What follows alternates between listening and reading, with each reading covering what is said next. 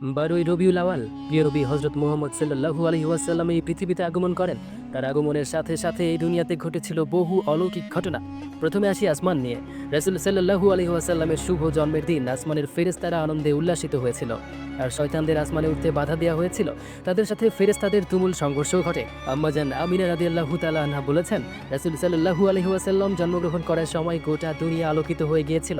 রাতের অন্ধকার দূর হয়ে চারদিক দিনের মতো আলোকময় হয়ে উঠেছিল। আর সেই আলোয় সিরিয়ার প্রাসাদ পর্যন্ত দেখা যাচ্ছিল।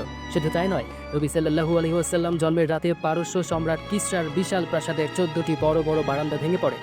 অনেক বড় বড় রাজাদের সিংহাসন ভেঙে ছত্রভঙ্গ হয়ে যায়। মাজুসী ধর্মাবলম্বীরা যে আগুনকে উপাসনা করত, যা একটানা 1000 বছর ধরে জ্বলছিল, নবীজির জন্মরাতে হঠাৎই সেই আগুন নিভে যায়। এছাড়াও ইরাকে ছিল একটি হ্রদ, যা পারসিকদের কাছে অনেক সম্মানিত ছিল, কিন্তু সেই রাতেই হ্রদটির পানি শুকিয়ে যায়। এই অলৌকিক ঘটনাগুলো ছিল স্পষ্ট প্রমাণ যে এক মহামানব, এক দয়াময় নবী এই পৃথিবীতে আগমন করেছেন। কুরআনে আল্লাহ তাআলা ঘোষণা করেছেন, আমি আপনাকে পাঠিয়েছি সমগ্র সৃষ্টি জগতের জন্য রহমত হিসেবে। সূরা আল আম্বিয়া 107। কোরআনের আরেক জায়গায় আল্লাহ তাআলা বলেছেন, বলুন তারা যেন আল্লাহর রহমতে আনন্দ প্রকাশ করে, এটা তাদের সমস্ত ধন সম্পদের চেয়ে শ্রেয়। সূরা ইউনূস আয়াত 58। সুতরাং প্রিয় ভাই ও বোনেরা, রাসূল সাল্লাল্লাহু আলাইহি ওয়াসাল্লাম শুধু দুনিয়ার নয়, বরং আসমান, জমিন, ফেরেশতা, কুল কায়নাতের জন্যই রহমত।